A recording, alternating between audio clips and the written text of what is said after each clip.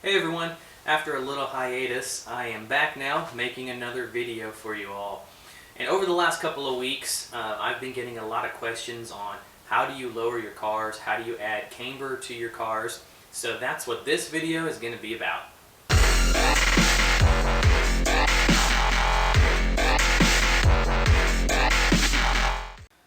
Ever since I completed my Golf GTI that I did a few months ago, this is the one car that everybody's been asking me about. Like I said, how did you lower that? How did you do the camber? So I'm going to show you guys how I did this car. Now this may not apply to every car that's out there, every model that's out there, but it works for this one, and it should work for a lot of your newer cars from, say, like the 80s and forward. Just because they have a lot of the newer type of suspension doesn't mean to say it won't work on the older ones as well, but you may have to do things a little bit differently. But anyway, let me go ahead and show you guys how I did this. Let's look at the bottom of the car, and you can see, let's see here. There we go. Oops, just broke off a mirror. Yes, accidents happen. Okay, well, I will fix that later. Anyway, you can see here, and I'm going to bring this in a little bit closer.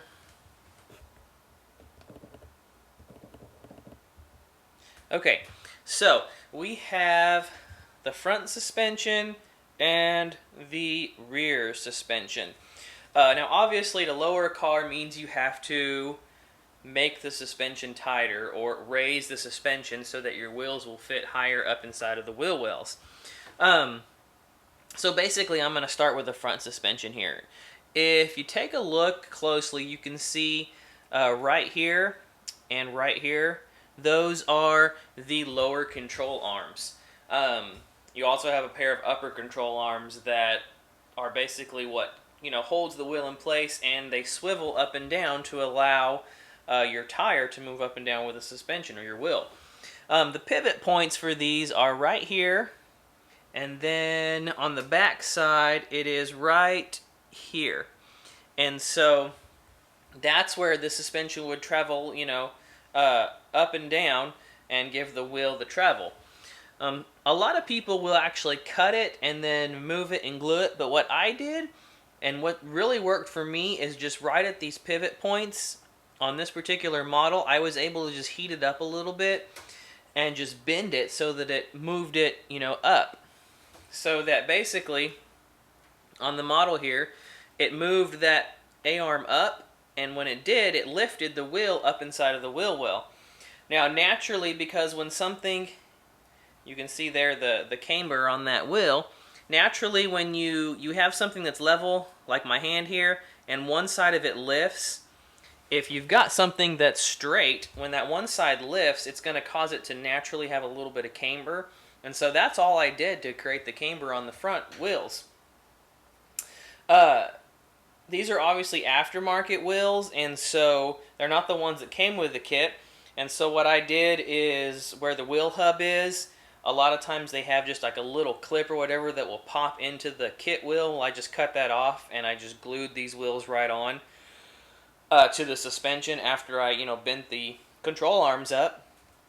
Real simple. It just gave it that little bit of a look that I needed. And a lot of, like I said, your newer kits have the control arms like that. So you can do it pretty easy. Now the rear was just a little bit tricky. The rear on this one has a full bar here that runs across, which you can see. And then it has an arm that comes out to each wheel. What I did to create the look on that one is your pivot point on this bar is right here and right here. And so, again, I just heated that up, and then I bent the bar back a little bit so that it lifted the wheels up inside of the wheel wells. If you have a solid axle, it's just as simple as actually maybe cutting the springs and lowering the axle in a little bit. If it's just a solid straight axle, it doesn't have any pivot points. Or if you have an independent rear suspension, just like the front suspension, it's basically the same exact story. You just find where your lower control arms are, and you would bend those up, and it would give it the same effect. For this particular kit though, once I bent this at the pivot point so that it dropped the wheels up in, each of these arms that comes out right here and right here, I took those and then gave them a little bit of a twist. You know, they were sitting straight like this, and I just twisted them a little bit so that when the wheel went on, it would have that camber as well as the front. Just, you know, a very slight suspension modification, and that's all it took to give it that look. Like I said, this probably isn't going to work for every single kit that you have. You know, most of your kits that you're going to put camber on and things like that are usually, you know, imports or things like that. You know, and most of them are like kits from, you know, the 70s, 80s, and earlier. Some of your older, like Japanese cars and stuff like that. But a lot of those have different suspension than the American muscle cars did at that time. So it's basically exactly what I showed you here. You know, it all has to do with those control arms and where they sit. And if you can bend those just a little bit, just look at some real suspension pictures, kind of see where things work. And if you bend them just a little bit, that'll tuck the wheels right up in there and give you just that little bit of suspension drop that you're wanting. And also just give you a little bit of camber. And that's pretty much it, guys. I mean, it's really simple to do. Took no time at all. And you'll get the look that you're going for. So hopefully that will help some of you out. Hopefully, you know, you guys will be able to try it and it'll work for you. But that's it for the suspension tutorial. Simple stuff. So hope to see you guys try it out. And hope to see some sweet lowered and cambered models. Talk to you all later.